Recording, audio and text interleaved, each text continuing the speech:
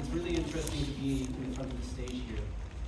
As many of you know, as some of you know, the ultimate experience last year was my first experience with any type of mindset, being. I had no context on what it was. At that point in my life, I could not go home.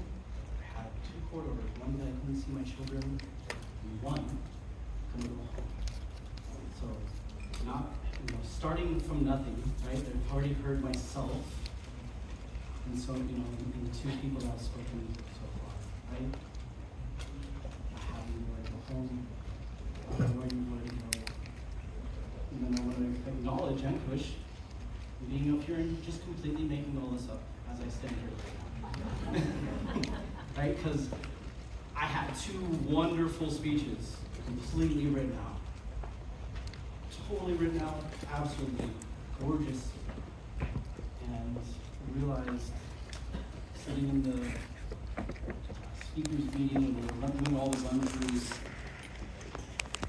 it's really stirring.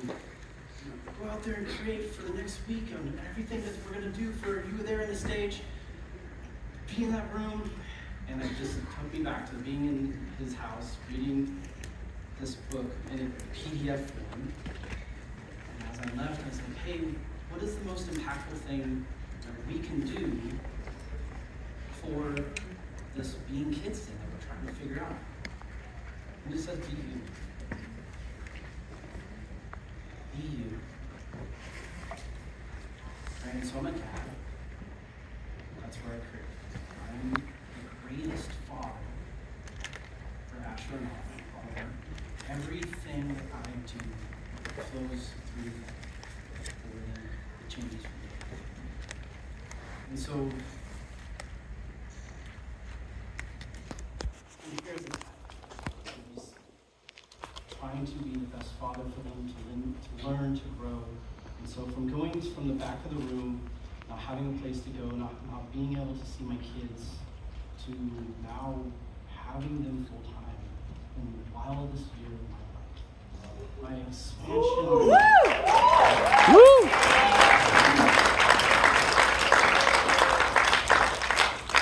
And in that time, right, there's been some cool stuff, right?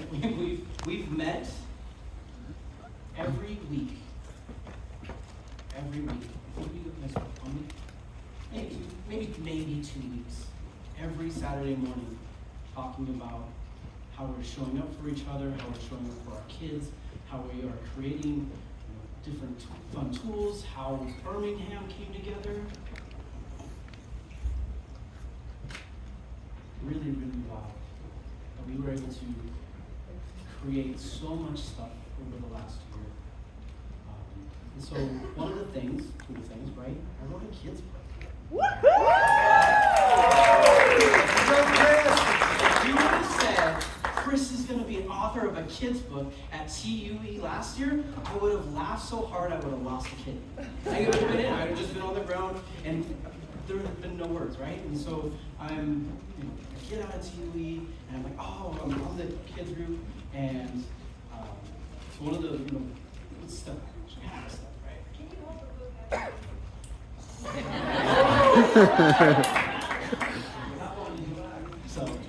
So one of the most beautiful things that I saw last year at TUE was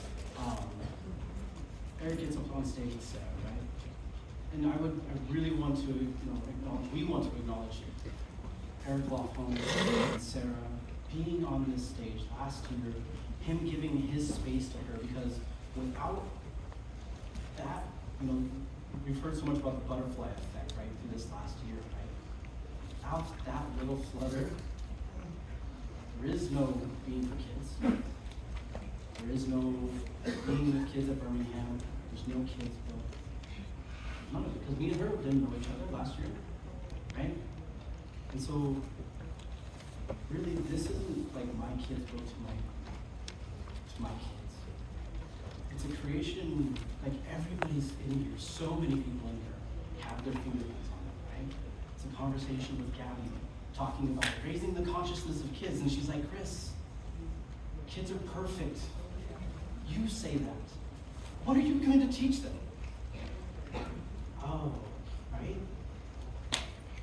just as you are in all that you do, you are perfect, whole. Right? There's conversations about only looking for the gold in somebody, right? And making it through things, right?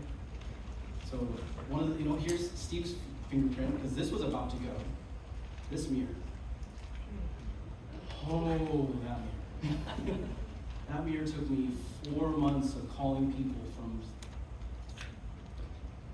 one side of the country to the other, trying to find somebody that would print it. Trying to find, and I couldn't find anybody that would do that. And so I'm just saying, like, if that's what Source told you, then you kind of need to listen in on that stuff. And so, yeah, this isn't just for me, my kids. It's really for everybody in here. And so with your approval, I'm going to read the back of this. If anybody Approved! Right. I second that. This is a book about you, just as you are in all that you do. You are perfect, whole, and right, a star that shines both day and night. Laugh and play, stand tall, be seen, for all you are and all your being. From dawn to dusk in your own way, this book's a stage for you to say, today, simply be, declaring, I am. All right.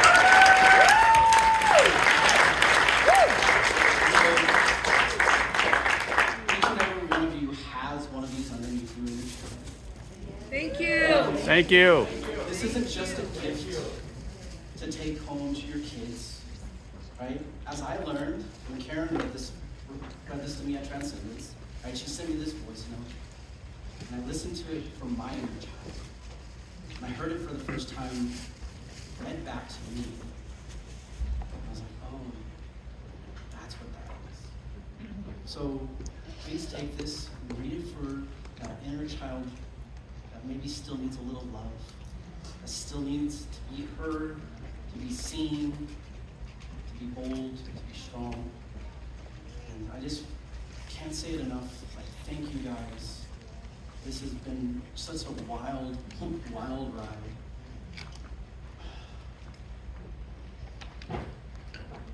So many things I feel like I've left out for this year. So,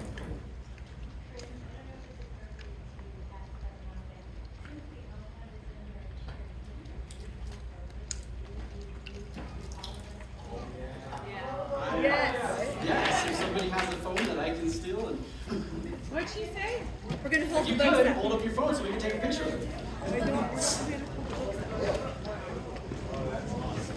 Hold up the phone.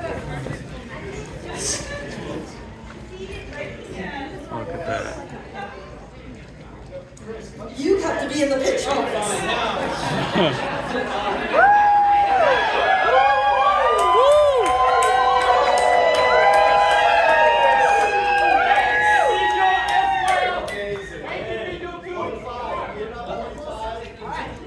Turn off those lights for me. All right. Ready. Thank you so much.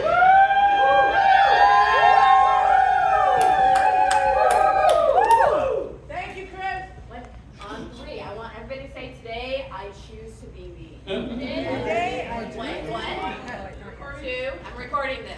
1, 2, 3. Choose to be me. Well,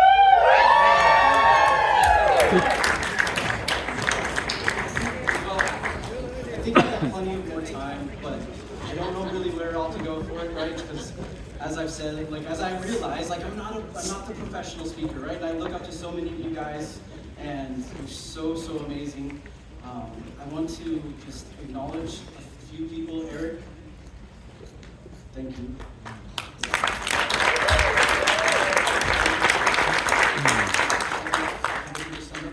I think this is a good time. So Eric, thank you. This is the first time in my life where somebody said, do you want to do this? And I said yes. And I didn't get a list of, well, show me all your credentials, Chris. Do you fit the list of all the things that you have to do over here? It's just like, do you want to do this? Can you step into this? Can you powerfully step into this? And I just said yes. I have no clue that I wasn't just turning on the Zoom meeting. Right? As Cindy has said, right? Source gave me a mission, right? What I found in this last year is that mission is to help as many kids to declare who they are, right? And I'm just on that path, learning what I don't know, stepping into things, and then finding out, wow, I've got a lot to learn. Vicki and I would like to acknowledge the people that have been on the Being with Kids call, that have been with us each weekend. So, Kathleen, stand up, come on.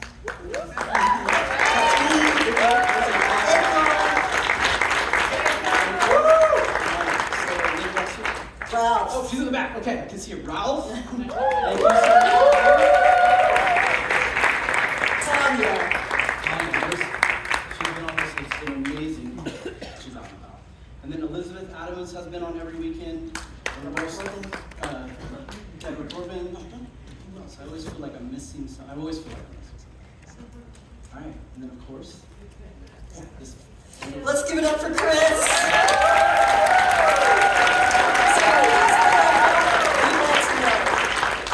So I was also in this room for the first time last year. And so Chris and I have this thing. This is not child friendly, I'm going to say it anyway. We have these things called holy shit moments.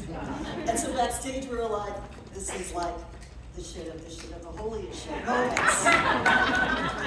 And so to create that we are here in this moment is a beautiful, beautiful, magical miracle.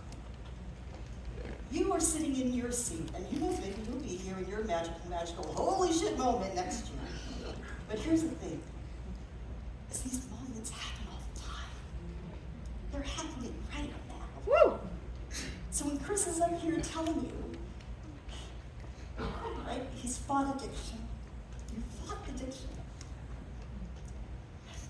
You've had circumstances in your life that would have it be that you would not even be here today. And yet you made a choice, a powerful choice to choose to live your life in a different way. And that led you to be in this room. You are in this room. You are in this room because of a powerful choice you made about your life. Thank you.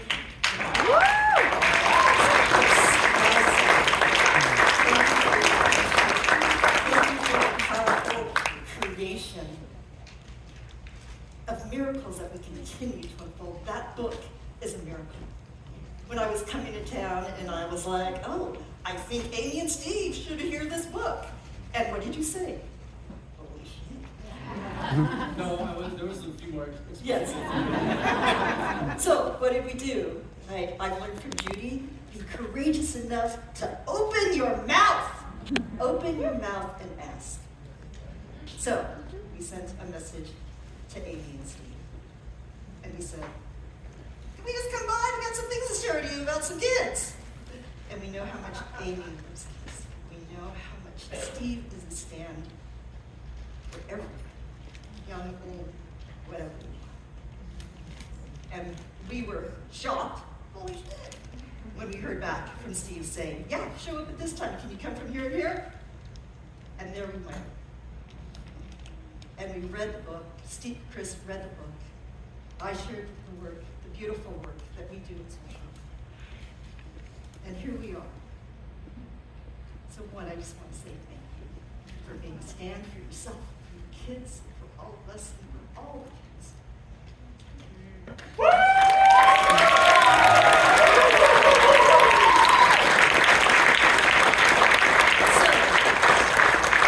So how many of you have kids? Great. How many of you still think you're a kid? Yeah. So when I was a kid, I grew up in San Francisco. My parents were immigrants from the Philippines, and they had a rough time. They didn't know how to be American.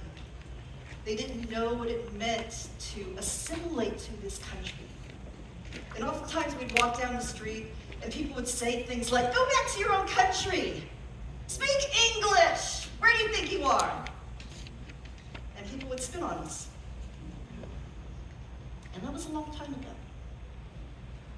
And so as a kid, I grew up afraid and scared and did everything I could to be invisible. Don't smile. Don't throw your hate at me. And so as a little kid, I would go to school afraid. I wouldn't say anything. I was afraid to make friends. And if you would have told that little girl that she'd be on stages like this, rocking rooms, she would have thought you were out of your freaking mind. Because there's no way that little girl wanted to be seen. So, my parents, they dealt with their anger, their level of oppression, by doing things that had to be done. So in our home, there was violence. In our home, there was a lot of drinking.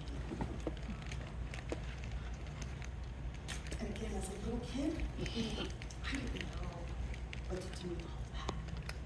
And as a little kid, I had big feelings. How many of you have ever had big feelings? Yeah. How many of you as a little kid had such big feelings you didn't know what to do with them? So, as I got a little older, I moved into middle school, and I had a teacher who said to me, you right there, I see you. You're a leader. She's talking to you. I know she's talking to me. But she was. And in that moment, she created a possibility. How many of you have ever had an adult, a teacher, say something that inspired you, that gave you hope, that had you think of yourself in a new way? That happened in that moment, even though I did not believe her at the time. She spoke something in my heart that cracked me open and it stayed there. And as I started to get older and I started to figure out life and being with people and thought, oh, maybe I don't have to be so afraid. Maybe it's okay to be seen. And started my own path, healing, transformation, growth. And like so many of you, that path led me to be in a room like this, to be in a room in the seat that you're sitting in right now. Each of us have that path. Each of us have something that was spoken into our hearts that led you to be in this room today. So when I was growing up, one of my favorite things that my mother used to love to say to me is, you're so stupid. You're the stupidest person I ever met.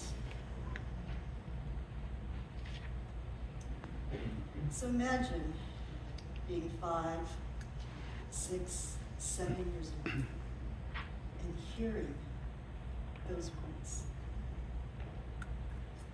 What kind of possibility do you think it's created with those words?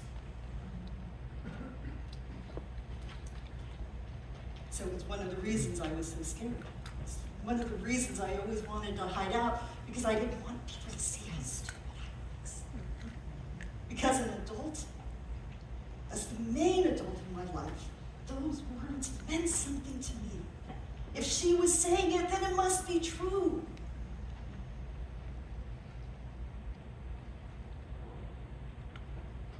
So I wonder, what words do you still have that linger in you? Words that do not serve you.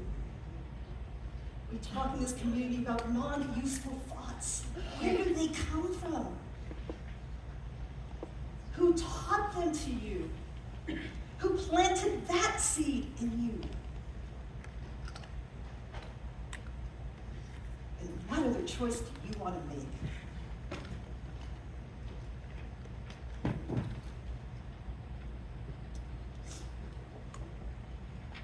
So for 40 years, I've been working with young people. When I miraculously graduated from high school, and I'll be honest with you, I didn't think I was going to make it past the age of 18. I had seen friends shot and killed and stabbed, friends take their lives, and I thought, I don't want to be here. So when I miraculously graduated from high school, I had no clue what was I going to do. I'm like, I'm still alive. What do people do if they are 18? They do this thing called college. I think I'll try that. So I flunked out my first year of college. I had no clue how to navigate the world. In some miraculous way, I figured it out. When I graduated, I went into my very first job, which was one of the toughest high schools in San Francisco. I went as a gang prevention and violence prevention specialist, which really meant I just ran the streets with kids. And I knew how to do that. And violence did not scare me. But something happened in that space. Tough kids, hard kids, violent kids. They were kids. So I'd hang out with them in the streets, and I'd listen to them, and I'd listen to their stories. Heartbreaking stories. And the choice they had to make day after day to stay alive, to stay in this world, to give life a chance. So after 13 years of working for San Francisco School District, I thought I was sitting in a juvenile hall with a young man who had just killed another student. And so in one room, I had the kid who had killed the one student, and the other room I had the parents of the young man who was killed.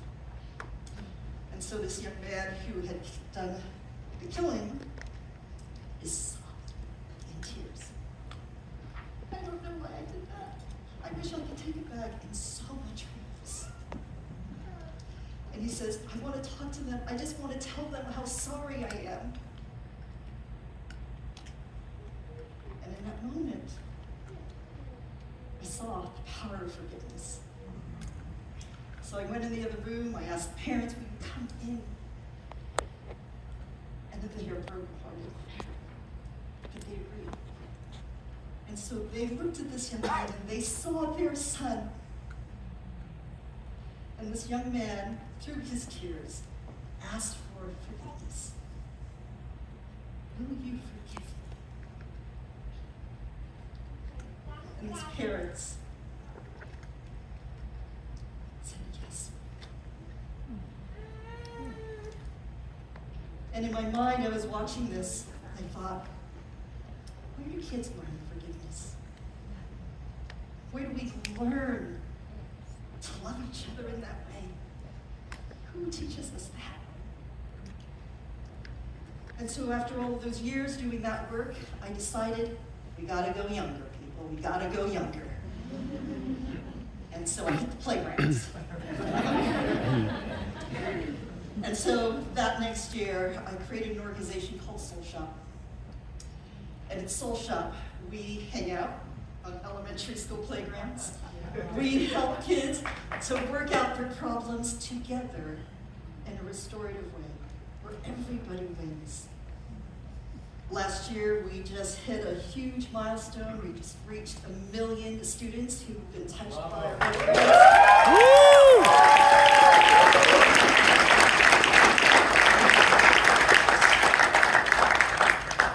Here's the thing that I am most proud of. Every day we're in schools and we watch kids ask for forgiveness. I've seen kids raise their hand and say, I used to bully you since kindergarten. I I acknowledge that I did that, and I apologize. What can I do to make it right? And they sit there and they listen as the other student says, stop calling me that name. Stop teasing me. Stop disrespecting me. Stop excluding me. Stop hurting me. And then the other student says, next time I will respect you, care for you, listen to you, help you, include you. And the other student says, Brother Winston says, will you forgive me? And every time we see it, the student says, yes, I forgive you. And so imagine if you had that as a kid. Imagine if you had that opportunity to have those kind of skills on the playground. And let's just get real, it's all the playground. I don't care how old you are. We're still on the playground, folks. We're still on the playground. So how do you want to play on that playground? And so it's been an honor for me in my 40 years of doing amazing work with amazing young people to be here in your presence. Thank you all for the ways that you teach me. There's so much in this community, so much gold, so much kindness, so much love. And I learn from you every single day. And I thank you for that. And all the ways that you love me and pour into me, know that that just goes right back on those playgrounds. Because the more I can love my staff, my team, we know we take that love and we pour it right back into those kids. And so it's an honor for me to have Soul Shop be the beneficiary of this year's event. And so I thank